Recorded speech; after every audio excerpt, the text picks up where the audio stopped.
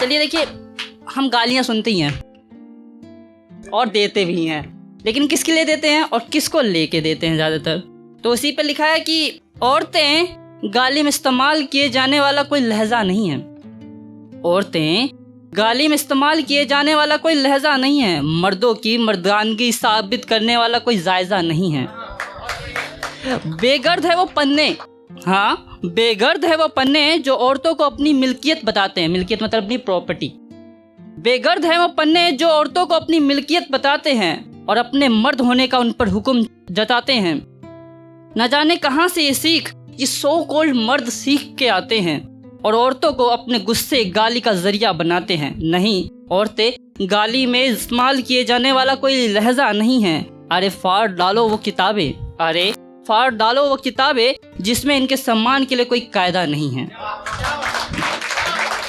शुक्रिया शुक्रिया शुक्रिया।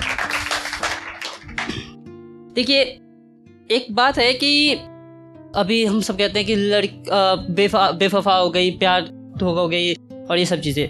तो एक छोटी सी लाइन है दो, वो लड़की बेवफा कैसे हो गई, वो लड़की बेवफा कैसे हो गई जिसने अपने माता पिता से वफा निभाई हो। वो लड़की स्वार्थी कैसे हो गई जिसने अपनी खुशियों का गला घोट के अपने माता पिता की इज्जत बचाई हो।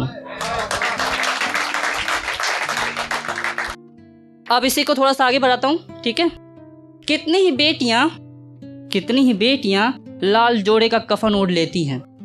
कितनी ही बेटियां लाल जोड़े का कफन ओढ़ लेती हैं। अपने माँ बाप की खुशियाँ अपने आंसुओं से संभाल लेती हैं।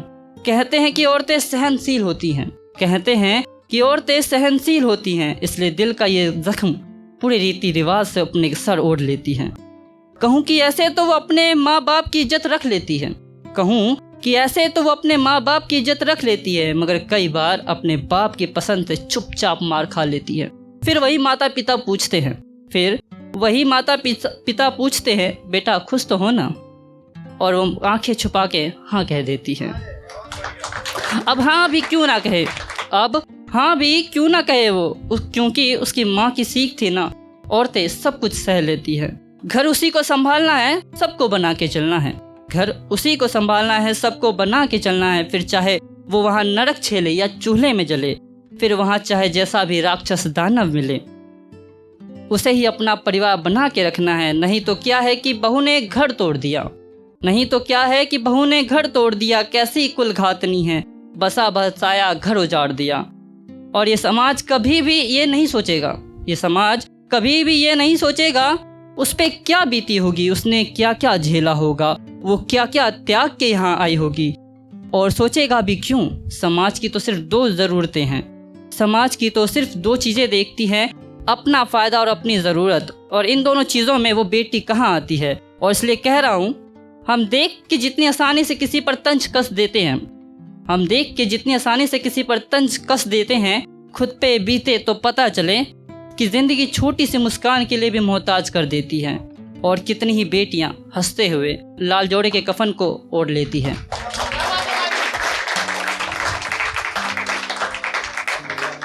अभी दहेज की बात है, थोड़ी सी लाते हैं।